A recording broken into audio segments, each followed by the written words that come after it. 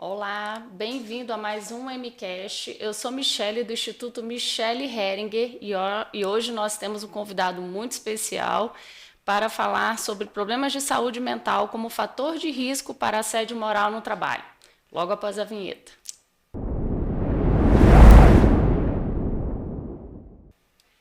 De volta aqui ao nosso MCast, vou apresentar o nosso convidado muito especial, o Dr. Tiago Neiva. Vou aqui ler o currículo e depois vou agradecê-lo aqui já, doutor. Estou muito honrada em dividir aqui esse espaço de conversa, de diálogo sobre um assunto tão importante. Então, vamos lá. Dr. Tiago Neiva, médico do trabalho, graduado em medicina pela Universidade Federal de Goiás, mestrado em gerontologia pela Universidade Católica de Brasília, especialista em medicina de família e comunidade, pós-graduado em Medicina do Trabalho, Gestão de Serviços e Sistema de Saúde, ambos pela UNB, respectivamente em 2007 e 2008. Pós-graduado em Saúde da Família e Comunidade pela Fundação de Ensino e Pesquisa de Ciências da Saúde, a FEPEX, em 2010. Desde agosto de 2006, é médico de família e comunidade da Secretaria de Estado de Saúde, e desde fevereiro de 2013 é também clínico médico desta secretaria, conselheiro titular do CRMDF. Doutor, muito obrigada, muito honrado. Então, é extremamente rico poder ter essa oportunidade de a gente conversar com alguém da área de saúde, né, para que a gente possa identificar aí todas as questões que envolvem o assédio moral. Queria pedir para você que está nos assistindo, nos acompanhando, que se tiver alguma dúvida, os nossos comentários estão abertos, a nossa equipe está preparada para fazer os encaminhamentos das dúvidas, dos comentários. A sua participação é extremamente importante para que a gente possa abordar de uma forma bem ampliada esse tema e que a gente realmente possa tirar dúvidas e trazer outros temas aqui para a gente conversar no nosso MCast. Doutor, é contigo. É um prazer estar aqui, Michele, e agradeço a toda a sua equipe. É um tema que nos toca em particular nesse momento, quando a gente vive uma tsunami de sofrimento psíquico, e o sofrimento psíquico, potencialmente, ele pode nos despersonalizar, né? Muitas pessoas, quando em sofrimento, deixam de ser elas mesmas, e eu creio que todos nós já presenciamos isso, né? Em particular as pessoas mais amadas, mais próximas de nós, os colegas mais queridos. Eventualmente você olha e diz: uau, parece que ele ou ela não é mais a pessoa que eu conheci.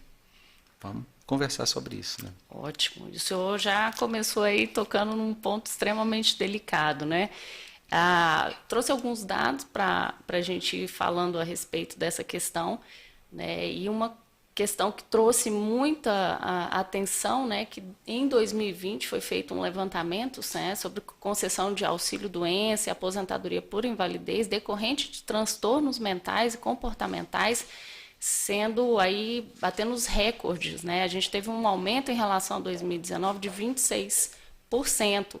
Então, foram mais de 576 mil afastamentos em razão de transtornos mentais e comportamentais.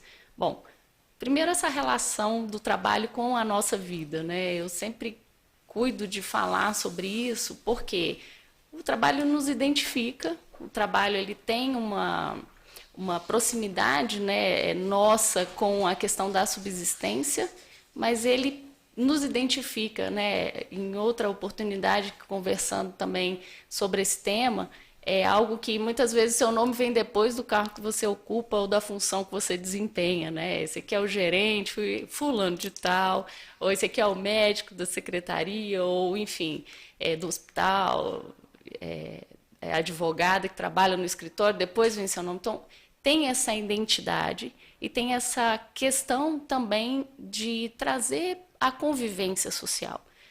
Mas a gente está vendo um adoecimento em vários níveis. E eu queria muito que o senhor falasse aí sobre a sua experiência, o que está se mostrando, quais são as abordagens, o que a gente pode entender, né, desses dados para que a gente possa aí tentar trabalhar de uma maneira mais preventiva, né, e não depois que ocorre o dano, porque a gente sabe que as consequências também são irreparáveis muitas vezes.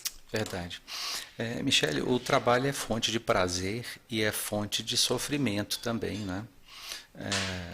E é curioso que muitas vezes no trabalho nós somos tratados como se fôssemos trabalhadores e isso nos resumisse, né? Isso, na verdade, é uma visão muito parcial, né? No trabalho continuamos a ser as mesmas pessoas. Nós somos indivíduos, pessoas. De modo que se eu no trabalho sofro, isso afeta a minha vida. Se na minha vida pessoal eu sofro, isso afeta o meu trabalho.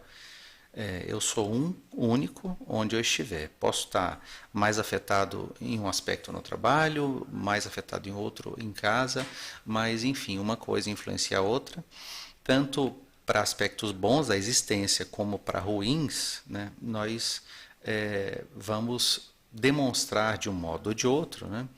No trabalho e na minha vida pessoal, em casa. É importante dizer que as instituições, né, elas podem ser mais protetoras ou elas podem ser, na verdade, os gatilhos fundamentais para o sofrimento, né? A gente ouve falar do burnout, esgotamento psíquico, né? E o trabalho ele pode desempenhar um papel muito importante, mas não só o trabalho, né? A vida, como eu disse, né, partindo do princípio que eu sou um único, né, uma pessoa, seja no trabalho, seja na minha vida particular, pessoal, nós estamos vivendo pressões muito particulares nos nossos dias, né? E eu poderia citar a questão da pandemia, eu poderia citar a intoxicação por informações, a qual todos estamos submetidos, né? E essa intoxicação por informações, eu disse aí, intoxicação não é casual, nós estamos sendo submetidos a uma avalanche absolutamente impossível de manejar, né? De informações sobre tudo, todos, né? Opiniões, as mais diversas, quase sempre polarizadas, né? E os trabalhos nesse momento de pandemia, eles tomaram contornos de inovação, quer queira ou não, né? Todos nós fomos obrigados a sair da nossa comodidade, né, do nosso habitual, para viver coisas completamente novas. Muitas vezes a gente não foi preparado para lidar com reuniões à distância, com processos realizados no ambiente virtual. A gente amava a convivência e a gente deixou de ter convivência no aspecto da vida íntima, pessoal, né? Muitas pessoas que conviviam raramente com os entes queridos passaram a viver quase o tempo inteiro, né? Enfim, vou parar por aqui, porque senão a gente vai ter crise de ansiedade. Traz várias questões aí, né? Porque, na verdade, a análise não é só do ambiente de trabalho, né, doutor? O que você está querendo dizer é isso. Para quem está em casa acompanhando, exatamente isso. Trata-se da pessoa, né? E a gente precisa entender o trabalhador, o servidor, como a pessoa que está no ambiente de trabalho. E o trabalho é fonte de prazer e sofrimento. Mas ela carrega, quer queira ou não, a vida no trabalho. E a gente precisa entender o trabalhador assim, né? Ou a gente, assim, chega a ser curioso, né? Quando você planeja ações para cuidar da pessoa, você enfoca o trabalho. Você enxerga a pessoa como o trabalhador e não como a pessoa e a vida da pessoa e essa coisa toda que nos define, né? Nós somos seres biopsicossociais, fundamentalmente é isso. Não consegue isolar ali dentro daquele ambiente, fazer a leitura só do que está convivendo ali. A pessoa traz aquela carga de convivência, traz aquela dor que eventualmente está passando na vida pessoal e, de alguma maneira, reflete internamente ali nas relações do trabalho, seja diretamente ou seja indiretamente. Seria... Exato. Isso. E como pessoa, nós temos nuances assim muito contraditórias, né, da existência, né? A gente... muitas vezes se orgulha de quem é, mas muitas vezes a gente se envergonha de quem é. E às vezes a gente recusa quem nós somos, né? Você se depara com, você se surpreende às vezes com aquilo que você está fazendo. Poxa, mas fui tão egoísta naquele momento, né? Fui tão cruel, insensível. Fui eu, mas eu não sou assim. É claro que a gente não pode pensar que os piores aspectos da nossa vida, do nosso comportamento, nos definem. Seria terrível pensar assim. Sim. Tampouco só os melhores aspectos nos definem, né? Se a gente tem a concepção de que nós somos seres limitados e que só a partir da nossa autoconsciência, né, e de uma espécie de vigilância, cuidado de quem nós somos em cada momento, a gente pode estabelecer relacionamentos que são bons, leves, Saudáveis. saudáveis. Sim, se eu ignorar quem eu sou e minhas características, às vezes eu vou me colocar em situações que vão me levar a agredir os outros, né? Todos têm limites, né, mais ou menos. Todos nós temos o nosso calo, o nosso ponto nevrálgico, né? Sim. Eu me lembro que quando eu comecei a trabalhar como médico, por exemplo, eu não conseguia atender de jeito nenhum crianças vítimas de violência, né? Não conseguia assistir mulheres vítimas de violência. Aquilo me desesperava, né? E aquele era o meu ponto nevrálgico. Quando acontecia aquilo, eu corria a um colega, a enfermeira com quem eu trabalhava, e dizia: Ivonete, me ajuda. Você pode atender e depois eu entro na consulta? Enfim, eu não consigo lidar com essa situação. Enfim, a gente precisa ter relações saudáveis no trabalho. E para ter relações saudáveis, a gente precisa se conhecer, saber os nossos limites, saber aquilo que a gente pode, aquilo que a gente não pode. E, claro, buscar ao longo do tempo evoluir para, enfim, ter melhor desempenho, melhores relações, melhor qualidade de vida no trabalho, propiciar aqueles que convivem com a gente isso também. E não adianta eu estar no automático, imerso aí essas novas, se envolvendo com essas novas tecnologias, dentro dessa imensa competitividade que hoje nos impõe, seja no serviço público, seja na iniciativa privada, né? Essa concorrência global de sermos os melhores, sermos o destaque, né? Essas cobranças de metas muito ambiciosas. É difícil trazer essa reflexão, né, doutor? Porque acaba que a gente entra num automático que o emocional ele não vale nada. É como se ele fosse um acessório, digamos assim, que eu pudesse desligar ou ligar quando me fosse conveniente. E eu fico imaginando dentro desse cenário de competitividade, de alcance de metas, de destaque, de conseguir acompanhar essas tecnologias todas, como é que fica o nosso emocional, né? Então, até que ponto a gente consegue despertar no servidor ou no funcionário, né, no colaborador, essa ideia de que a pessoa precisa se conhecer, que ela precisa se entender, para que ela também saiba as suas limitações e o chefe também aprender a lidar com as pessoas de maneira diferente. Porque a forma que eu comunico com o senhor pode ser muito diferente da forma como eu comunico com as demais pessoas. A gente tem uma abordagem que a gente consegue o melhor da pessoa, mas existem outras abordagens, outro tipo de fala que não comunica bem. E ali você já tem uma mente fechada e você não consegue. E aí os conflitos aparecem, as questões de assédio podem se potencializar ali. Então, é importante a gente trazer essa reflexão, né? Que a gente está imerso hoje no automático.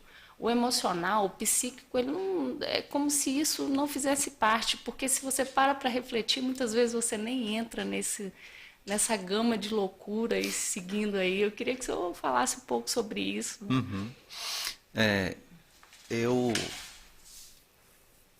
Aquele evento que aconteceu com Johnny Depp me chamou muita atenção para várias questões que você tratou, Michele.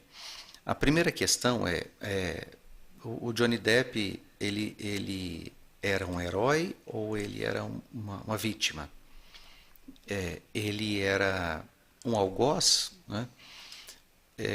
Essa foi a impressão inicial de todo o divórcio aí com a Amber Heard, né? As pessoas acreditaram que ela foi vítima de um homem né, cruel e perverso, egocêntrico, etc. De repente, ele entrou com uma ação contra ela e ele perdeu nessa ação. Ele, de fato, esse aspecto, essa impressão foi reforçada. Daqui a pouco ele passa por um julgamento que demonstra que a senhora Amber era uma pessoa que tinha sérios problemas de saúde mental, graves problemas, né? E ele saiu do julgamento exonerado do ser agressor, né? E até assumiu ares de herói. Me impressionou muito porque, na verdade, é muito difícil definir ele como uma coisa ou outra. Eu acho que é impossível para cada um de nós. Mas essa visão pública de quem nós somos, né, ela acontece, é algo normal, mas e a visão de nós mesmos sobre quem somos, né? Como a premissa que eu adoto é a premissa de que eu sou um ser biopsicossocial e espiritual também, e esse ser está no trabalho, né? Eventualmente no trabalho, e, bem, se ele não tiver autoconsciência e uma espécie de vigilância contínua, a busca de que ele seja um ser de virtudes o máximo possível e o mínimo possível de vícios, né? É impossível que ele tenha relacionamentos que são bons relacionamentos no trabalho, né? Que ele seja um promotor da qualidade de vida, né? Bem, considerando isso, se eu identifico vícios e eu busco saná-los, de modo a compreender o outro, respeitar o outro, valorizar o outro, né? Ser empático ao sofrimento, à dor do outro, e isso não é algo natural, né? Isso é algo desenhado. Aqui deixa eu abrir um parênteses, é algo desenhado desde a construção arquitetônica dos nossos prédios. Olha que coisa curiosa. Esses dias, eu estudando filosofia, eu tive um insight, não é? A arquitetura, ela parte de pressupostos filosóficos, né? E não vou dizer de corrente filosófica que foi, mas há um tipo de construção que entende o ser humano como uma espécie de robôs. Michele, robôs, seres inanimados que devem ser programados para objetivos específicos, né? Princípios filosóficos, né, que fundamentam um tipo específico de arquitetura. Isso me deixou aterrorizado, né? Enfim, todos nós somos vítimas de um conjunto, né, de princípios, de filosofias, e muitas vezes a gente é anestesiado pela vida. E há coisas que nos anestesiam. Por exemplo, as mídias sociais, né, a sobrecarga de informações, né, o egocentrismo, o entendimento de que não existem vícios e virtudes, mas existe o que é. A crença de que não existe verdade, né? São coisas que nos anestesiam e podem nos transformar em verdadeiros psicopatas, né? Poderia citar uma corrente filosófica, né, ideológica de pensamento, o niilismo. É algo que a gente, infelizmente, nós somos diuturnamente evangelizados para um comportamento insensível, egocêntrico e anestesiado. Alguém já assistiu, acho que quase todos nós já assistimos ao filme Clique, do Adam Sandler. Sim. É um filme muito... muita gente acha que é um filme despretensioso e até bobo, né? Com muitas piadinhas muito triviais. Eu penso diferente. Eu também gosto Eu muito acho que é um filme que tem uma discussão filosófica muito profunda. Sim. É um filme que assim, contribuiu demais para a minha vida, minha visão de mundo, né? O que aconteceu com aquele pai ali acontece com muitos de nós. A gente é anestesiado pela vida. E a gente começa a tocar a vida no ponto morto, né? Não foi trocadilho aqui intencional, mas assim, a gente vai na banguela, sem tomar consciência da nossa vida, quais os rumos que a gente objetivamente, ou maioria das vezes sem querer, está tomando, né? E os que mais são afetados por esses rumos da nossa vida são os que a gente mais ama. Sim. Nossos filhos, cônjuges, nossos amigos mais próximos. Infelizmente, não é possível que a gente não tome rumos para a existência, para a vida. A gente vai assumir princípios, né? Sejam vícios ou virtudes, e a gente vai tomar rumos. É muito, muito importante que as organizações, apesar do design original, a arquitetura, eu não consigo mudar, né? Sim. Entre aspas, né? A gente vê que Brasília é uma cidade modernismo, né? E o modernismo me parece muito, muito frio, né? Me incomoda, mas Brasília é uma cidade linda, maravilhosa, né? Eu confesso a você que toda vez que eu saio de casa nessa época do ano, uma das épocas mais difíceis de viver em Brasília, eu saio para o encanto. Cada IP que a gente vê essa época é realmente tão lindo que às vezes a gente fica emocionado olhando para o céu, né? Então, eu não consigo mudar a arquitetura, deixar a arquitetura, assim, é difícil eu, como pessoa que estou trabalhando no ambiente, mudar drasticamente a arquitetura, mas eu posso mudar a minha visão do mundo completamente ao contemplar a existência, ao contemplar a natureza, né? Ao trazer à minha memória, à minha mente, aquilo que me dá esperança, né? Então, o design, de maneira geral, do nosso trabalho, ele precisa mudar. Às vezes não muda concretamente, mas subjetivamente aqui dentro da minha mente ele precisa mudar, né? Eu estou falando já do tema instituições saudáveis. Sim. Né? Eu estou falando já de uma coisa chamada cultura organizacional. Quanto mais a cultura da minha organização promove a autonomia, você tratou da comunicação positiva, da conexão afetiva, né? De buscar que as pessoas se entendam e não colidam opiniões opostas do mundo, né? De entender que a minha mente, a minha saúde mental, eu sou um ser humano ali, uma pessoa e não um trabalhador, né? E não um robô.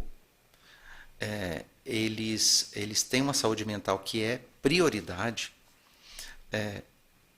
Enfim, eu estou falando aqui de designs de organizações que promovem o entendimento, o afeto, o respeito mútuo e são antípodas de situações como assédio moral. tem um rompimento quando você está com esse viés, com essa perspectiva, né? Porque pelo que eu estou entendendo, tem uma resiliência, né? Exatamente. Pode até acontecer. Sim, mas vai ser muito difícil. Você resistir àquilo é muito maior, isso, né? Tem alguns índices, alguns estudos também que trabalham em cima dessa questão da resiliência, né? Até onde eu consigo ir sem ser corrupto ou sem ter a ética como uma pauta, ou resistir à questão do assédio também. Uhum. Porque, assim, toda vez que eu estou falando desse tema, sempre me surge, e eu sempre falo e vejo que, de certa forma, as pessoas se incomodam, porque tudo que você está trazendo, vou chamar de você, porque senão ele disse que vai me chamar de senhora, então foi uma observação eu já ia aqui, chamar de senhora Thiago. Agora eu chamo de senhora. Então, tudo isso que você trouxe me faz refletir o seguinte: quando a gente para se conhecer e a gente entende nossa dinâmica, nossas limitações, a gente passa a se responsabilizar também pelos nossos atos, uhum, e até pelo cuidar do outro. Então, eu percebo, comigo também, que faço terapia, acredito muito que o emocional, que o psíquico está alinhado, precisa estar alinhado com o meu corpo físico, porque sim, senão o meu corpo físico vai responder de uma forma negativa, uhum, a tudo aquilo que me vem. É lógico que às vezes eu fujo da terapia e daí volto e tal. Mas a questão é, quando a gente está nesse nível de se conhecer, a gente começa a se responsabilizar. E aí, uhum, tira a responsabilidade, para de transferir essa responsabilidade, uhum, para o outro. Porque é sempre o chefe, é sempre o colega, o outro. É sempre ele que está causando um mal-estar, quando na verdade, e a gente estava falando sobre isso, as pessoas não se percebem, né? Não percebem os seus comportamentos e às vezes não conseguem nem perceber que alguém está sinalizando isso para ela. Uhum. Às vezes alguém precisa ser muito claro, muito direto, às vezes até um pouco mais assertivo, para dizer, olha, tá chato trabalhar contigo porque tá difícil, você é uma pessoa de difícil relacionamento. Mas eu vejo muito isso quando as pessoas se incomodam, quando eu falo assim, que em algum nível todos nós somos potenciais assediadores. Uhum. Porque é muito fácil eu estar falando de assédio, ou estar me interessando por esse tema, porque eu estou passando por isso, ou alguém muito próximo está passando por isso, ou porque eu estou muito preocupado com a minha organização, o nome está envolvido num escândalo de assédio, seja moral, seja sexual, mas é sempre o outro. E eu? Como é que eu estou naquela história? Né? Será que, de repente, naquela situação de pressão, de chefia, naquele posto ocupado, com aquelas metas impostas, será que efetivamente eu não agiria diferente? Será que eu agiria da mesma forma? Então a gente sempre fica pensando que é sempre o outro, né? Seja o colega, seja o chefe, mas parar para refletir também o que aquela pessoa que de repente está ali naquela situação de imposição de meta, de cobrança, assim, está no extremo do seu excesso de trabalho, cobrando de uma equipe algo que ela não vai conseguir entregar. Como é que ela também está nesse cenário? Porque eu sempre me preocupo muito, doutor Tiago, com relação ao agressor e à vítima. Para não polarizar, porque eu entendo que quem está como vítima hoje, ele pode assumir o papel do agressor ali na frente.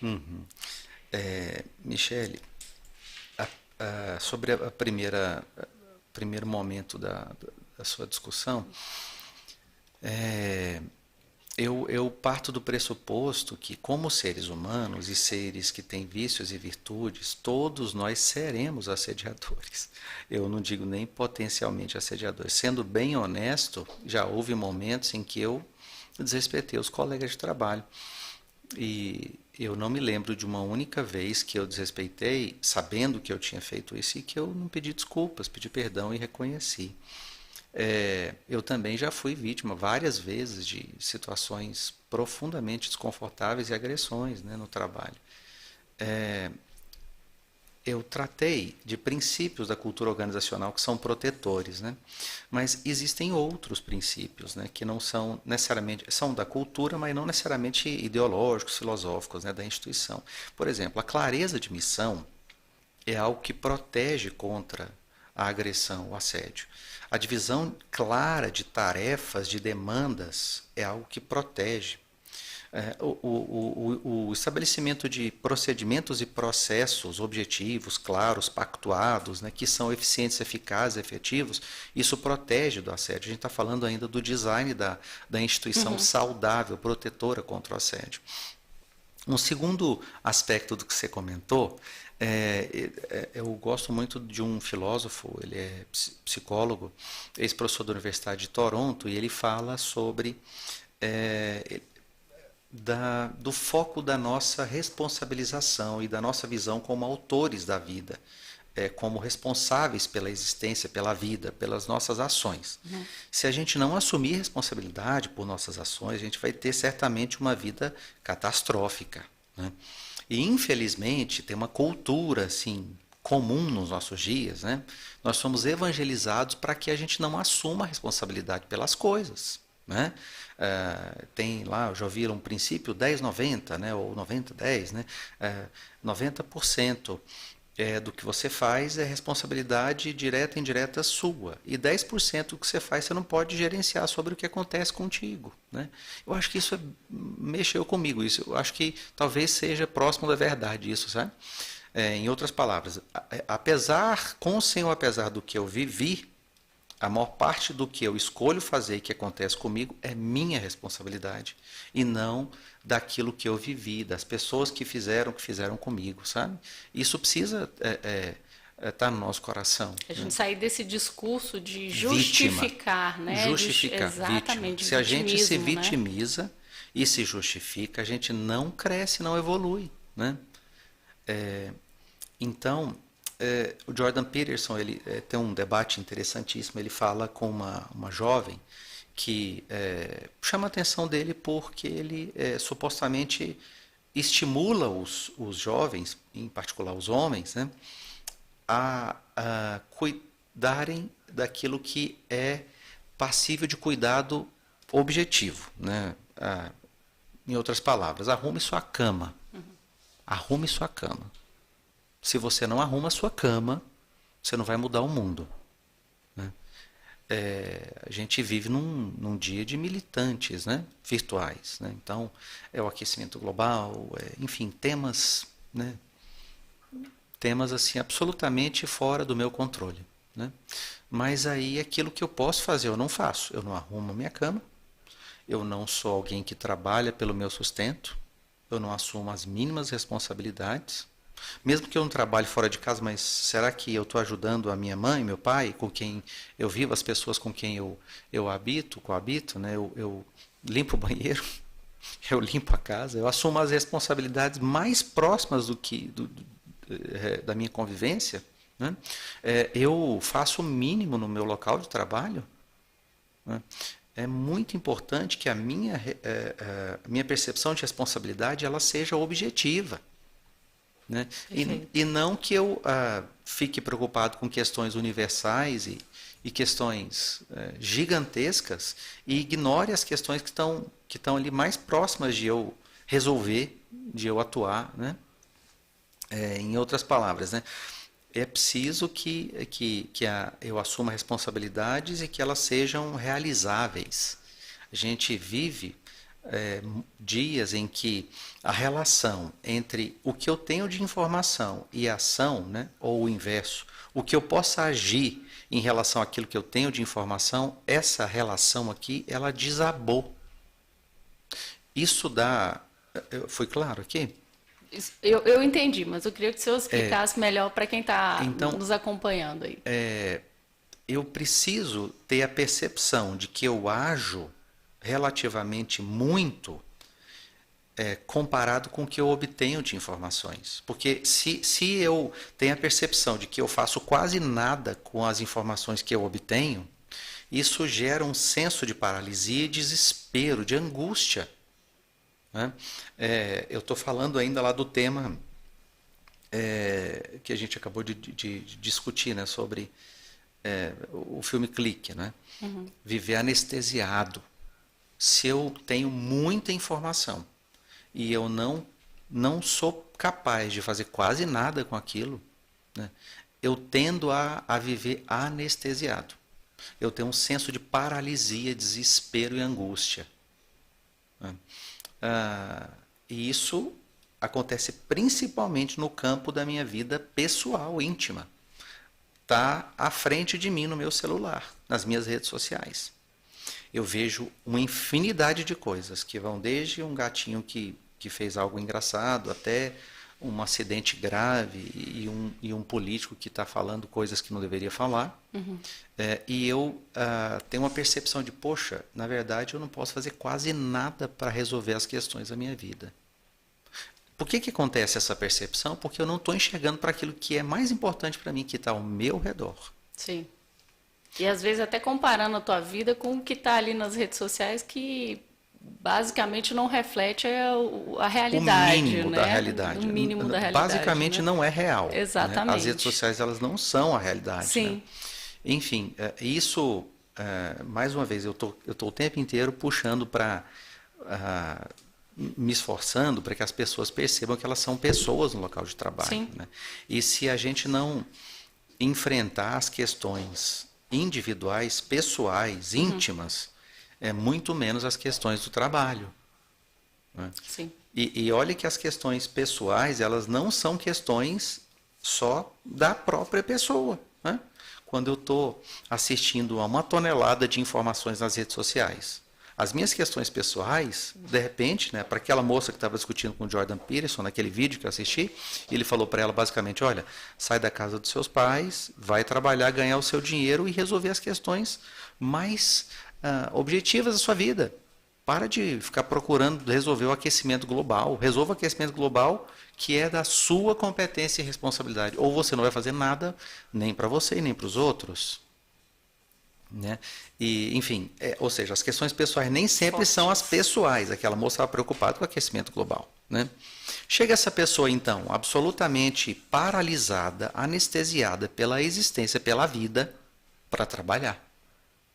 Ela está sobrecarregada com problemas e percebe que não pode fazer quase nada a respeito deles. Uhum.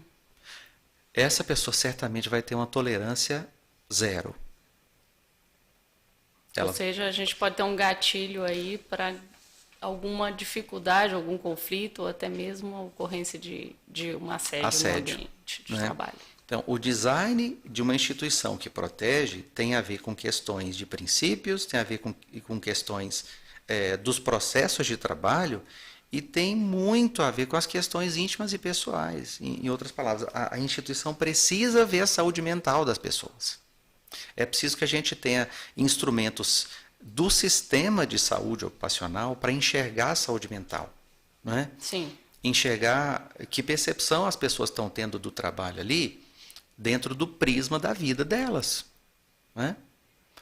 Mas dentro dessa questão da saúde ocupacional, dessa visão da organização, né, digamos, desse sistema de acolhimento, não seria do indivíduo somente do que está ali na sua frente. Existem muitas outras coisas. A gente está vendo que a gente é emocional, é psíquico, é físico. Então, é social. Então, a gente precisa ter também um acolhimento nessa questão da medicina ocupacional, dessa compreensão do ser único que está ali com aquela visão. Eu queria que você falasse um pouquinho sobre isso, doutor Tiago, porque, na verdade, não é avaliar de maneira geral, não é uma regra, é a situação que está sendo posta ali com aquela pessoa imersa naquela vivência e naquela situação que ela está trazendo e relatando. Isso tem uma diferença, né, para o acolhimento, em termos de resultado. Como é que funciona isso? Qual que é a tua visão com relação a isso? A maioria de nós, né, da medicina, a gente foi formado numa cultura biomédica, né? Isso parte do princípio que o ser humano é essencialmente um ser biológico. Então, nós temos neurotransmissores, nós temos uma fisiologia, enfim, né? Temos coisas materiais e objetivas, né? A gente é formado assim, em maior parte. Eu fui formado assim. Quando a gente vai enxergar a saúde das pessoas, do paciente, não é nem das pessoas, é do paciente, né? Das pessoas vêm depois, a gente busca problemas, patologias, doenças, né? A coisa é que as pessoas, elas são biopsicossociais espirituais, né? Se eu não enxergo que você tem uma dimensão biopsicossocial, por que me importa enxergar suas relações? Por que me importa enxergar, por exemplo, a sua relação com seus pais? O quanto você projeta da relação que você tem com o seu pai no seu chefe de trabalho, né? Às vezes eu tive uma vontade incrível, eu, graças a Deus, não fiz isso, de dizer para uma colega de trabalho, às vezes um servidor subordinado a mim, olha, eu não sou seu pai, me desculpa, não me trata como seu sabe? É um ódio figadal, assim, é uma reatividade tão grande que você fala, opa, isso aqui não tem nada a ver com o Tiago, tem a ver com alguma outra coisa que ela está projetando sobre mim. Aí tem um gancho neurótico que exatamente de alguma isso, maneira, né? a pessoa enxergou Sim. em mim uma coisa que eu não sou. Eu tenho que dizer, olha, eu não sou assim, calma, né? Eu não sou isso que você está dizendo, né? Não tem nada a ver o que você está dizendo, mas eu não caí nessa tentação. Ainda... Difícil, a gente quer, né? Mas... A instituição que protege as pessoas, ela precisa fazer diagnósticos biopsicossociais abrangentes da pessoa, não do paciente, porque o paciente remete muito ao ser biológico e eu quero falar da pessoa, desde o início estou falando a pessoa integral, né? A gente precisa fazer esses diagnósticos porque sem o diagnóstico, o problema, aquilo que está afetando a saúde das pessoas de uma maneira abrangente, como é que eu vou cuidar de proteger a pessoa de tanto adoecer fisicamente, adoecer mentalmente, inclusive do assédio moral, né? Ou outro assédio, né? E esses diagnósticos precisam ser regulares, quiçá contínuos, né? Quiçá eu dar às pessoas, a todos os meus servidores, ferramentas, instrumentos de autoavaliação, né? Então, existem ferramentas internacionais de avaliação do esgotamento psíquico, né? Existem ferramentas internacionais de avaliação do presenteísmo, que tem a ver com ir ao trabalho adoecido mentalmente ou fisicamente, enfim. Isso, né? Traz um prejuízo, né? Quando a pessoa está nessa situação. Monumental ao trabalho, né? Uhum. Os americanos têm um instrumento de saúde, segurança e produtividade, né? Muita gente pode ver assim, né? Poxa, produtividade, saúde, produtividade. A produtividade, os resultados que a gente opera, que a gente realiza no trabalho, estão intimamente ligados à saúde que a gente enxerga no trabalho e que a gente cuida no trabalho, né? Para mim é indivisível, então, ser a pessoa saudável no trabalho, tendo segurança no trabalho, com uma cultura organizacional protetora, isso vai ter como consequência os resultados, né? E os resultados não são só para as pessoas que são servidas, são também para o servidor, para a pessoa que está trabalhando, né? Como eu falei lá no início, o trabalho é fonte de prazer e também de dor, de sofrimento, né? E o diagnóstico ele se dá em dois âmbitos principais à luz dos marcos legais no Brasil, né? O PCMSO e o Programa de Gerenciamento de Programa de Controle de Médico de Saúde Ocupacional. Eu não gosto muito desse nome, mas enfim, é o que nós temos de marcos legais, né? Das normas regulamentadoras do Ministério do Trabalho e o Programa de Gerenciamento de Risco. Vamos dizer assim, de instrumentos mais... instrumentos legais, assim, que poderiam ser os pressupostos para a gente realizar uma intervenção aí, né? Sim. Protetora, né? Aqui já dá para entender bem que eu estou falando de um sistema de saúde ocupacional. Sim, sim. Eu não consigo conceber proteger contra o assédio no trabalho uma ação pontual, objetiva, para proteger do assédio. E sem a gente ficar trabalhando e sempre batendo na tecla de que a gente precisa combater. Na verdade, a gente precisa prevenir. Mas para prevenir, a gente precisa entender. É anterior, é muito anterior isso, né? E dados assim chamam a atenção. A gente sabe que a segunda maior causa de afastamento do trabalho é saúde mental. Isso. E o assédio moral e o assédio sexual, discriminação do trabalho estão inseridos dentro desse contexto. Eu tenho um dado aqui que a OMS estima que transtornos mentais como ansiedade e depressão afetam 264 milhões de pessoas no mundo e tem um impacto econômico significativo. Ou seja, nas relações pessoais, nas relações de trabalho, nas organizações, no serviço público, isso é uma avalanche, né? E infelizmente, eu não tenho um bom diagnóstico, eu nem sou da área de saúde para estar diagnosticando, mas eu não tenho um bom diagnóstico para as próximas previsões. Eu acho que está vindo aí uma onda muito maior, né? E eu fico pensando como absorver isso, mas essencialmente como tratar, como prevenir. Na verdade, a busca de todos esses movimentos que a gente tem falando sobre assédio, seja moral, sexual, discriminação do trabalho, é justamente na prevenção. Porque depois que ocorre, e você sabe bem disso, as consequências são assustadoras, né? E dentre elas até o suicídio, que a gente tem visto isso, que a pessoa já está no seu limite, ela não tem mais condições.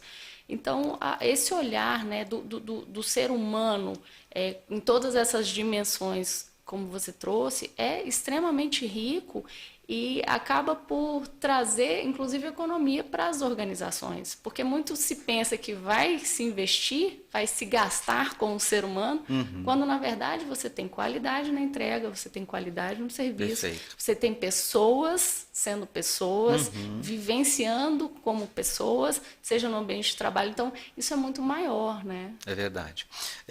Alguns estudos assim muito grandes, assim muito relevantes, com alto nível de evidência, mostraram que os sistemas de saúde ocupacional, Michele, podem reduzir de 25% a 30% o absenteísmo, o gasto, o custo do absenteísmo, e também com o uso de serviços de saúde, né? Então, você tem duas pontas aí. Você protege a instituição de perder o servidor com custos diretos e indiretos assim, incalculáveis, e também você deixa de gastar com serviços de saúde. As pessoas deixam de buscar atendimento, exames e etc., né? Além do que sistemas de saúde ocupacional são custo efetivos e custo econômicos. Isso quer dizer que o que eu invisto gastando em saúde ocupacional, em um sistema de saúde ocupacional, isso não é um gasto, é de fato investimento. Sim. Investimento, né? A gente já falou sobre cultura organizacional, sobre diagnósticos. Agora, para mim, tem um conceito chamado saúde baseada em valor. né, que eu considero muito precioso e é um conceito que, na verdade, não é exclusivo da saúde, né, tem outras coisas baseadas em valor. Essencialmente tem a ver com o que eu obtenho de resultados em função do que eu gasto, né? Eu estou falando aqui de planos de ação, né? Eu não posso só entender que um problema está acontecendo, eu não posso só propor soluções para o problema, eu preciso desenvolver planos de ação e que sejam planos de ação baseados em valor. Não é só fazer uma ação, é fazer uma ação que ela funciona a um custo que é compensador, com resultados que sejam monitoráveis, que eu tenha ciclos de avaliação. O plano de ação tem a ver com isso, né? Eu preciso, identifiquei uma situação aqui ligada a um assédio, eu traço o perfil das pessoas que são vítimas e há sim um perfil das pessoas que são vítimas de assédio, né? Inclusive de personalidade, e há também o perfil de pessoas que são agressoras, que tendem a ser assediadores. Uhum. Como a gente disse, na minha opinião, todos são assediadores e assediados, mais cedo ou mais tarde na vida isso vai acontecer. Não potencialmente, mas sim, efetivamente. Sim. Pela natureza do ser humano, na minha opinião. Então, eu construo planos de ação para cuidar daquelas pessoas, tanto as vítimas como os assediadores. Ao longo do tempo, eles terão grupos terapêuticos, né, ferramentas de autoavaliação, triagens de saúde mental, mais ou menos frequentes de acordo com o momento em que as pessoas estão, né? E esses planos de ação eles permitem indicadores, né? Um indicador, por exemplo, de um score de esgotamento psíquico, né? Então, vou dar um exemplo aqui mais objetivo. Então, eu identifico que a pessoa A é uma pessoa potencialmente agressora, mais comumente, pelo perfil de personalidade, e a pessoa B é uma pessoa potencialmente vítima. Eu aplico instrumentos, ferramentas de análise ali, né? Sejam da psicologia, da medicina, enfim, da psiquiatria, por exemplo, e eu acompanho aqueles scores, aqueles indicadores ao longo do tempo. Então, periodicamente eu entro em contato com a pessoa e converso com ela, né? E aí, como é que você está? Tudo bem? Olha, eu percebi aqui que o último instrumento de autoavaliação que você fez, você demonstrou ali uma elevação dos seus níveis de ansiedade. Você está com um risco muito alto de estar com um quadro depressivo. Você quer conversar? Você quer marcar uma consulta com a psicóloga do trabalho? Né? Você precisa ajustar os medicamentos do psiquiatra? Enfim, eu estou agindo proativamente de acordo com um perfil, um conjunto de indicadores para cuidar das pessoas, independente de elas terem sido objeto, né, de denúncia ou não. O que a gente usualmente faz é o seguinte: depois que o leite foi derramado, sim, a gente tenta remediar, sim, a situação, né? Vai ser bem difícil pegar todo o leite que derramou no chão ali e colocar de volta vazio. Possível. Mas eu posso prospectivamente, né, de agora para adiante, acompanhar as pessoas a partir de indicadores e diagnósticos. Eu falei que o diagnóstico de personalidade, por exemplo, né? É muito curioso isso, né? Os agressores tendem a ser pessoas de personalidade maquiavélica, tendem a ter traços de psicopatia, serem mais manipuladores, serem mais extrovertidos, mais insensíveis, mais desagradáveis. Esse é o perfil dos agressores. As vítimas tendem a ser mais introvertidas, mais afáveis, né? Mais tolerantes, enfim. Sabendo do perfil, criando indicadores para monitorar os tipos de adoecimentos mais comuns, eu posso estabelecer planos de ação para prospectivamente proteger as pessoas de serem agressoras e vítimas de assédio. Ou seja, é mensurável, tem indicadores, tem como chegar àquele, digamos assim, a um possível diagnóstico ou perfil em razão de tudo aquilo que foi trazido numa pesquisa, porque muitas vezes as pessoas me procuram, vou fazer uma pesquisa interna na minha empresa. Não, qual é o seu objetivo? O que você quer saber com isso? Porque você pode se deparar com uma realidade e talvez você não saiba atuar com ela. Isso. Você pode receber a informação de que na sua empresa está, ou né, no seu órgão está acontecendo questões de assédio, você não sabe tratar. Ou você realmente tenha traços e perfis que você também não saiba atuar com eles. Então, na verdade, pelo que eu estou entendendo, é possível, por meio de indicadores, a gente trabalhar cada ser humano, né? Acolher.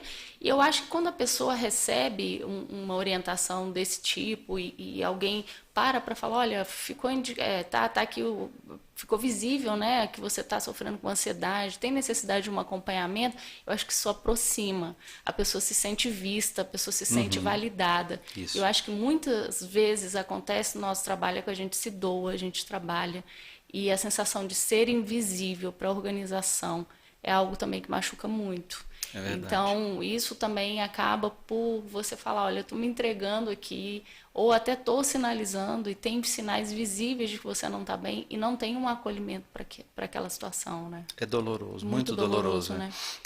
Nós convivemos assim, né? Tem um filme, Michele, mais um daqueles ali, o segundo, então assista Clique, do Adam Sandler, né? Ótimo. E o segundo, assista Meu Namorado é um Zumbi. É isso aí. Esse filme é mais um daqueles filmes que parecem bobinhos, despretensiosos, mas é um filme que traz uma discussão filosófica muito rica também, né? Então, acontece de uma mocinha, ela tem um namorado e de repente o namorado dela é atacado por um zumbi. Por alguma razão, que o filme não explica, esse zumbi que atacou o namorado dela começa a ter flashes da memória da moça. E o zumbi começa a ter flashes de amor, carinho, respeito. E o zumbi se apaixona por ela. Né?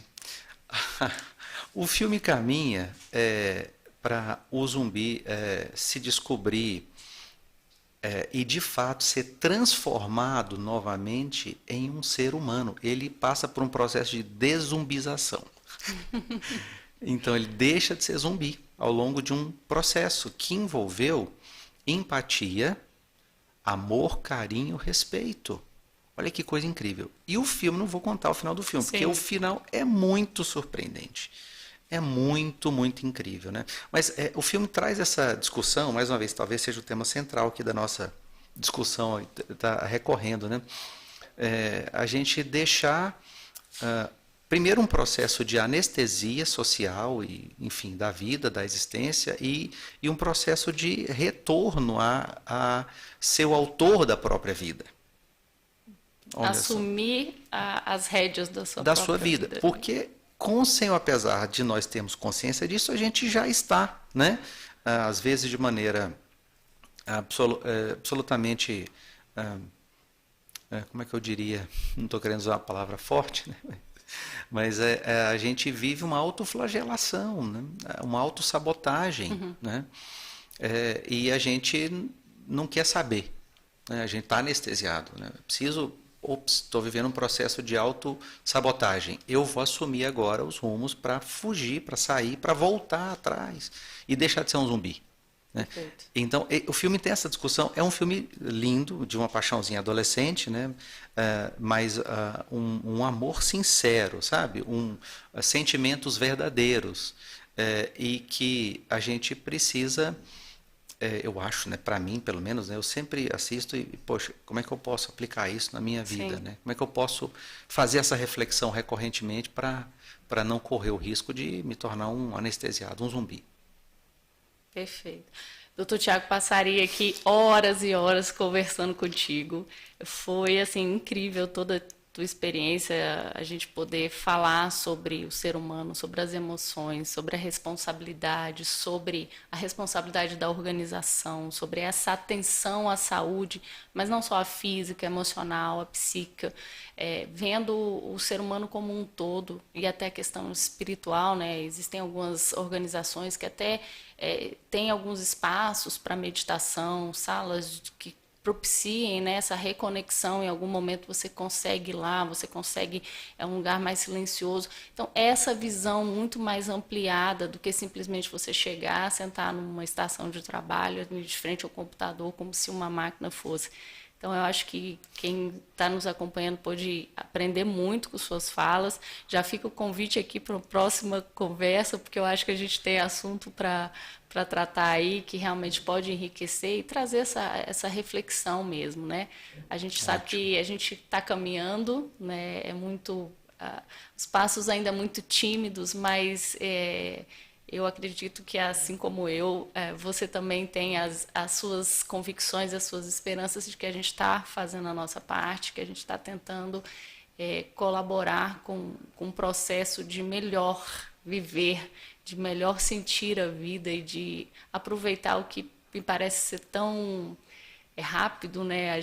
O lapso de tempo na nossa vida é tão curto e às vezes a gente não tem essa dimensão, né? E quando acontece, já viu, nossos filhos já cresceram, a gente está mais de 20 anos, 30 anos trabalhando, já vê uma aposentadoria e você sequer sabe aonde você esteve naquele tempo todo. Às vezes dá uma sensação de vazio e o que eu fiz nesse período. Então, isso envolve muitas questões. Então, muito agradecida pelo teu convite. Deixo a palavra aí para trazer uma mensagem para quem está nos acompanhando aí também, para a gente poder encerrar o nosso MCast de hoje. Michele, mais uma vez, muito obrigado. Eu te agradeço pelas palavras, pela honra. Me coloco à disposição, né? Realmente é um prazer discutir essas coisas, né? E como você disse, né? Eu creio que a gente precisa realmente buscar entender qual o nosso propósito aqui na Terra, né? Tem uma frase que diz que o tempo passa e a gente voa, né? A gente voa. Nossa vida é muito fugaz. E a gente precisa se esforçar muito para tentar viver inspirando as pessoas, né? Aquilo que a gente pode fazer, né? Aquilo que está dentro das nossas possibilidades, nós não podemos deixar passar, né? De fato, a inspiração, ela é sopro de vida, né? É incrível quando a gente... me lembro de uma paciente em particular, vítima de assédio. Ela tinha uma relação horrível, horrível, a pior imaginável com o pai, né? Ela, no final da vida do pai, teve a oportunidade de cuidar de um pai acamado. E ela pôde se reconciliar com o pai. Mas os efeitos daquele relacionamento horrível que ela teve não passaram, né? Ela se reconciliou, mas ela reiteradamente buscava chefes que tinham um perfil muito parecido com o do pai. E o próprio marido dela tinha um perfil parecido com o pai, um comportamento passivo-agressivo. Ela vivia um inferno na Terra, né? E eu me lembro depois de muitas consultas, ela abriu isso para mim e ela chorou muito, né? Ela chorou. E aí, ao final, eu perguntei a ela, será que você não está buscando no seu chefe a reconciliar-se com o seu pai? E nesse processo de busca você está tolerando coisas intoleráveis. Ela parou de chorar assim, olhou para mim e falou, nossa, nunca tinha pensado nisso. Mas eu já me sinto perdoada pelo meu pai. Ela teve uma revelação para a vida, né? Ela estava buscando algo que ela já tinha encontrado. Sim. Não precisava mais de se submeter a coisas tão horríveis, né?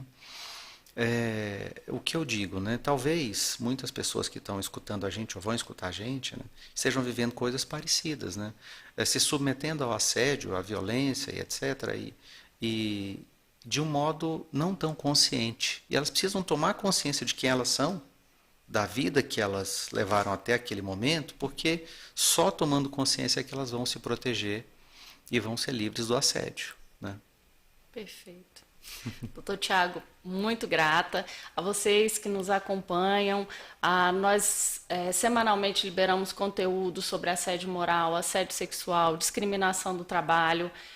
Nos acompanhe nas redes sociais para que, com toda essa gama de informações, com todas essas discussões que a gente busca trazer, né, as pessoas possam se identificar em situações que estejam ocorrendo assédio, ou identificar outras pessoas que estão sofrendo, os meios de denúncia, os canais de denúncia. Estamos aqui justamente para trazer informação até você, e se tiver alguma dúvida, os nossos comentários estão em aberto, a gente encaminha aqui para o doutor Tiago, que eu tenho certeza que prestativo como ele ele vai responder na medida do possível. Então, agradeço a audiência, a você que está nos acompanhando. aqui no nosso instituto, no nosso canal. Divulgue, compartilhe, para que outras pessoas também possam ter acesso a essa informação. Obrigada.